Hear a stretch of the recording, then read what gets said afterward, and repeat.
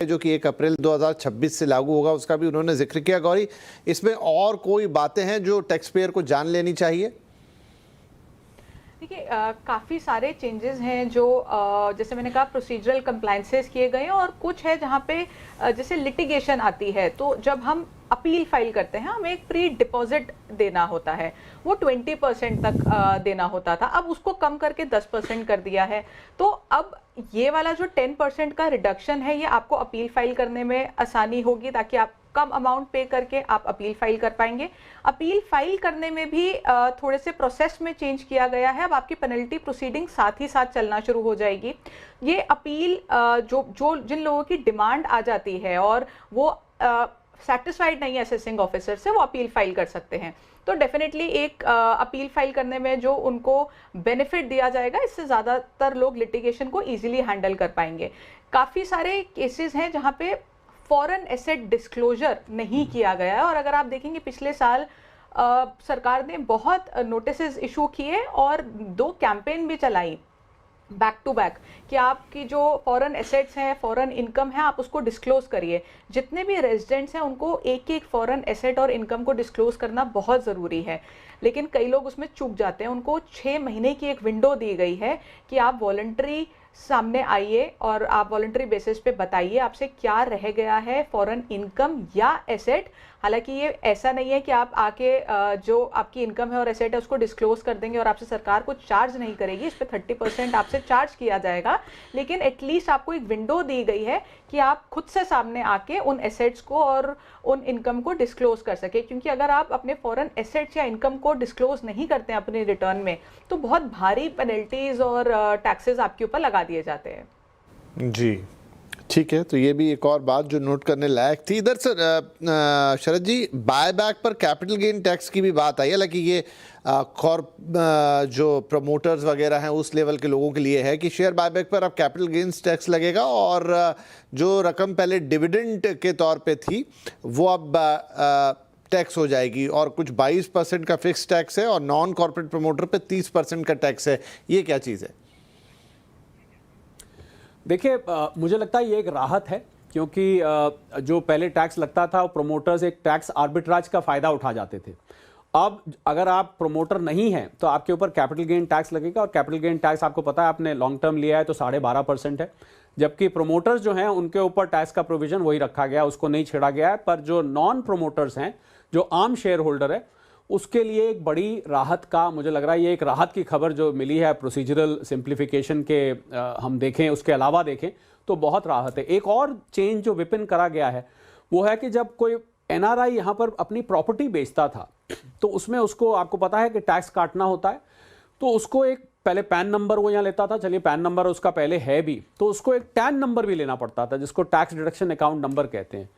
अब इसको सिंप्लीफाई करते हुए बहुत परेशानी होती थी उन लोगों को, पहले पैन लो फिर टैन लो, किसी प्रोफेशनल को हायर करो, फिर ये दो वो दो। अब मुझे लग रहा है कि उसको सिंप्लीफाई करके सिर्फ पैन नंबर काफ़ी रहेगा, आपको टैन नंबर लेने की जरूरत नहीं है। जो लोग एनआरआई भारत में उनकी प्रॉपर्टी है वो बेचना चाहते हैं तो उनके लिए बहुत बड़ी राहत की खबर है। और विपिन, आपने एक बड़ा टैक्स का रिलीफ की तो हमने बात की नहीं, कहीं गलती से वो रह ना जाए, इसलिए मैं भूल भी ना जाऊं, इसका मैं उसका अभी जिक्र करना चाहूँगा।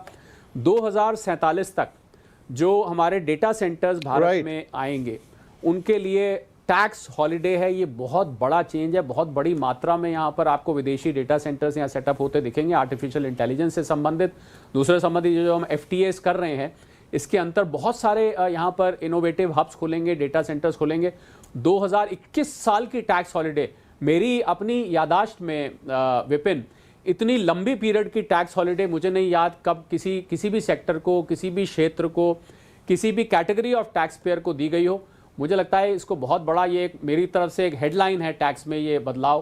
हालांकि हमने उसको नॉर्मल जब हम नौकरी सृजन करने वाले रास्ते ढूंढ रहे थे उसमें इसको जोड़ दिया, पर टैक्स पॉइंट ऑफ व्यू से this is a huge relief कि आपको 2047 तक कोई टैक्स नहीं देना अगर आप डेटा सेंटर यहाँ खोल रहे हैं। शर्त यह है कि आपका डेटा सेंटर यहाँ होना चाहिए और भारत से आप सर्विस करेंगे। जी राइट, ये मेरा अंतिम सवाल था सर इस पूरे शो के लिए, क्योंकि एक बड़ी टैक्स रिलीफ है नो डाउट, और हेडलाइन बिल्कुल है, इन्हें इसे हमने बनाया। और अभी थोड़ी देर पहले मैंने रियल एस्टेट का शो किया और वहाँ पर काफ़ी चर्चा हुई इस सवाल के ऊपर, क्योंकि ये भी डेटा सेंटर का बनना काइंड ऑफ अ कंस्ट्रक्शन और उसमें रियल एस्टेट एक्टिविटी होती है, तो उस पॉइंट ऑफ व्यू से वहाँ चर्चा की गई थी। लेकिन बिल्कुल आप सही कह रहे हैं कि एक बहुत बड़ा टैक्स हॉलीडे है, अमूमन इतना हम नहीं देखते हैं कि सरकार की तरफ से आए। गौरी, क्या लगता है कि जिस तरह की इकोनॉमी हम यहाँ से बिल्ड करना चाहते हैं, जिस तरह की कैपेबिलिटीज़ आप इंडिया में बनाना चाहते हैं, सेमीकंडक्टर पे इतना काम हो रहा है, हम इसे एक मैन्युफैक्चरिंग हब बनाना चाहते हैं, इनफैक्ट अब तो एक AI हब भी बनाना चाहते हैं, उसी दिशा में ये डेटा सेंटर वाला कदम है, इससे कितना फ़ायदा लॉन्ग टर्म में हमारी इकोनॉमी को होगा?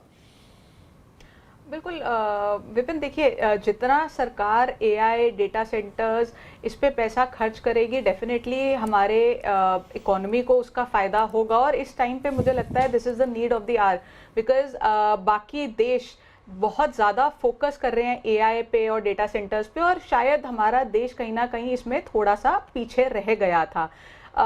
उस जो इस साल का जो बजट अनाउंस हुआ है, अगर हम देखें तो टैक्स प्रोविजंस में इतने चेंजेस नहीं किए गए हैं और फोकस सरकार का यहाँ रहा है, तो डेफिनेटली मुझे लगता है कि ये अगेन एक वेलकम स्टेप है और आने वाले समय में हम इसका जो इम्पैक्ट है वो इकोनॉमी पे देखेंगे। कई बार ऐसा होता है कि वित्त मंत्री बहुत सारी चीज़ें बजट में एक्सप्लेन भी नहीं करती हैं, या एक सिंगल लाइन टच में उसको निकाल देती हैं, बाद में वो हमें पता चलती है, या जब डिटेल में जाते हैं तो कुछ टैक्स से जुड़ी ऐसी चीज़ें जिन पर ध्यान ना गया हो बजट भाषण के दौरान, या मैम ने एक दो लाइन में बताई और उसकी इतनी चर्चा ना हुई हो। बिल्कुल है, और ये हमारे आपको जो टैक्स गुरु शो आप करते हैं, हम लोग भी उसका भाग होते हैं कई दफ़े। उसमें आप बहुत सारे जो सीनियर सिटीजन्स हैं विपिन, उनके लिए ये एक राहत है जो शायद बहुत लोगों ने नोट नहीं की हो, कि एक 15G और 15H ये फॉर्म्स होते हैं, जब आप टैक्सेबल नहीं होते हैं तो बैंक में जाके आप जमा कर दीजिए, या जहाँ भी आपका TDS यानी कि टैक्स कटता है, टैक्स डिडक्ट होता है, तो वहाँ जाके जमा करनी होती है। और वो जगह जगह देना पड़ता था विपिन, सबको जाके बताना पड़ता था कि भाई हमारी टैक्सेबल नहीं है, आप हमारा टैक्स मत काटिए। अब नया कानून जो बनाया गया है, जो अमेंडमेंट आई है, उसके हिसाब से अगर खाली आप डिपॉजिटरी को जाके 15G और 15H दे देते हैं, तो आपने समझिए पेड़ की जड़ में पानी डाल दिया, अपने आप उसकी शाखाओं में वो पहुंच जाएगा। आपको जगह जगह जाके 15G, मुझे लग रहा है ये हमारे जो वरिष्ठ नागरिक हैं, सीनियर सिटीजन्स हैं, उनके लिए ये बदलाव किया गया है, और ये बहुत ही कन्वीनियंट होने वाला है, क्योंकि बहुत सारे सवाल आते थे टैक्स गुरु में, 15G हमने नहीं दिया, लेट दिया, यहाँ पर दे पाए, जगह जगह जाके नहीं दे पाए। तो खाली डिपॉजिटरी को देने से आपका काम हो जाएगा। एक और प्रोसीजरल सिंप्लीफिकेशन इसमें की गई है। प्रोसिक्यूशन से रिलेटेड भी विपिन बहुत बदलाव हुआ है। जो जेल अब 2 साल पे लिमिट हो गई है। कुछ प्रोविजंस ऐसे थे जहां पर प्रोसिक्यूशन 2 साल से ज़्यादा की जेल की थी। अब मैं ज़्यादा नेगेटिव बात नहीं करना चाहता कि क्यों जेल होती थी इस समय, पर राहत की बात यह है कि 2 साल से ऊपर अब जेल नहीं जाना पड़ेगा। इसका ये मतलब नहीं है कि आप उसमें आप ऑफेंड करना शुरू कर दें या उस ऑफेंस को करना शुरू कर दें। तो डीक्रिमिनलाइज होने की जो बात है वो भी करी गई है। तो कुल मिला के प्रोसीजर को, इनकम टैक्स एक्ट जो नया आ रहा है ना विपिन, वो उसमें 283 सेक्शन कम है और नंबर ऑफ पेजेस भी कम है। 622 पेज का है, पुराना वाला 850 पेज के से भी ज़्यादा का था। तो मुझे लग रहा है जो टैक्स के अमेंडमेंट से लाए गए हैं, ये उनको ट्रांजिशन की तरह उनको सिंक्रनाइज करने के लिए, अभी आपने को याद होगा भाषण में उन्होंने ये भी बोला कि हम नए फॉर्म्स निकाल रहे हैं जो नए इनकम टैक्स एक्ट के साथ सिंक्रनाइज होंगे। तो इसकी भी हमें बहुत बेसब्री से इंतजार है कि कौन से वो नए कैसे सिंप्लीफाई, क्योंकि जब एक्ट सिंप्लीफाई हो गया तो उससे संबंधित जो फॉर्म्स फाइल होते हैं, जितने भी तरीके के फॉर्म्स हैं, उन सबको भी सिंप्लीफाई किया जाए। वो भी जल्द आने वाले हैं। घोषणा आज उन्होंने अपनी बजट स्पीच में विपिन कर दी है। बढ़िया। तो चलिए, अब सिंप्लीफाइड टैक्स फॉर्म्स की यहाँ पर आगे आने की उम्मीद है या आएंगे, जैसा शरद जी ने कहा। तो वो जब आएंगे तो टैक्स गुरु में आप पूरी डिटेल पा ही लेंगे। गौरी, आप भी कुछ कह रही थी? तो इसमें विपिन मैं एक पॉइंट ऐड करना चाहूँगी। जैसे 15G और H की बात की, इसमें एक और पॉइंट है जो शायद थोड़ा सिमिलर लगेगा, लोअर डिडक्शन सर्टिफिकेट का। कई बार हमें लोअर डिडक्शन सर्टिफिकेट लेना होता है और उसके लिए असेसिंग ऑफिसर के पास जाना पड़ता था। सरकार ने उसको ऑनलाइन कर दिया है। अब आपको डिपार्टमेंट जाने की ज़रूरत नहीं है। पहले ये प्रोसेस काफ़ी डिफिकल्ट था ऑफिसर के पास जाना होता था, कई बार चक्कर काटने पड़ते थे, और क्योंकि फिजिकल इंटरेक्शन होती थी तो करप्शन होने का भी चांस था। अब उसको खत्म करके ऑनलाइन कर दिया है, तो आपको ऑफिसर के पास नहीं जाना, आप अपने घर में अपने ऑफिस में बैठ के आप इजीली इस फॉर्म को भर सकते हैं और आपको लोअर डिडक्शन का सर्टिफिकेट मिल जाएगा। तो मुझे लगता है कि इसमें अब ज्यादा से ज्यादा लोग इसको अप्लाई कर पाएंगे। पहले कई लोग ये सोच के अप्लाई नहीं करते थे कि ऑफिसर के पास जाना पड़ेगा, कई चक्कर काटने पड़ेंगे, खर्चा भी हो सकता है, तो इसको हम अप्लाई ही नहीं करते, हम बाद में रिफंड ले लेंगे। अब ये अपनी कन्वीनियंस पे आप इसको फाइल कर सकते हैं, ऑनलाइन ही फाइल करेंगे, ऑनलाइन अप्रूवल आ जाएगा। काफ़ी अच्छा प्रोसेस है, ये इजी कर दिया है, और इससे काफ़ी लोग अब अप्लाई कर पाएंगे लोअर डिडक्शन सर्टिफिकेट और नो डिडक्शन सर्टिफिकेट को। चलिए, तो कुछ छोटी छोटी चीज़ें हैं जो बजट में हैं जो आपकी लाइफ को थोड़ी और सिंपल बनाएंगी, थोड़ी सिंप्लीफाइड कर दी गई हैं, और ये जानना ज़रूरी था जो हमारे दोनों ही एक्सपर्ट बता रहे हैं। आप क्विकली सब समय मेरा समाप्त हो गया, लेकिन शरद जी एक छोटा सा सवाल, और वो ये कि बहुत आशंकाएं थी कि जो पुरानी टैक्स रिजीम है वो बंद हो जाएगी, लेकिन लोगों के लिए राहत की ऐसा कोई ऐलान नहीं आया। नहीं, मुझे व्यक्तिगत तौर पे बिल्कुल भी उम्मीद नहीं थी, क्योंकि पुरानी टैक्स रिजीम जब स्वाभाविक उसकी मृत्यु हो रही है और वो बुजुर्ग होके अपने अपने धाम को प्राप्त हो जाएगी, तो उसे ज़बरदस्ती मारने की ज़रूरत ही नहीं है। मुझे लग रहा है इस साल 75% लोग मेरे अनुमान से नई रिजीम में स्वतः आ जाएंगे, अपने आप आ जाएंगे, क्योंकि वो लुभावनी हो जाएगी। तो I think it will die its own death. उसको ख़त्म करने की ज़रूरत ही नहीं है। कुछ लोग हैं 25% जो अभी भी उसका लाभ उठाते हैं, जिनके पास हाउसिंग लोन डिडक्शन वगैरह है या चैप्टर 6A की डिडक्शन लेते हैं, और उसको बिल्कुल हटाने की जरूरत नहीं। असल में दिक्कत क्या है कि कुछ लोगों ने लंबी 15-15, 20 साल की इंश्योरेंस पॉलिसीज, PPF, NSC ले रखी हैं, हाउसिंग लोन 20-20 साल के ले रखे हैं, तो इसलिए उसको मुझे बिल्कुल भी नहीं लग रहा था कि इसको समाप्त किया जाएगा। कुछ लोगों को ऐसा लग रहा था, पर पर्सनली मेरे लिए कोई सरप्राइज नहीं है कि नहीं हो, ना ये होगी।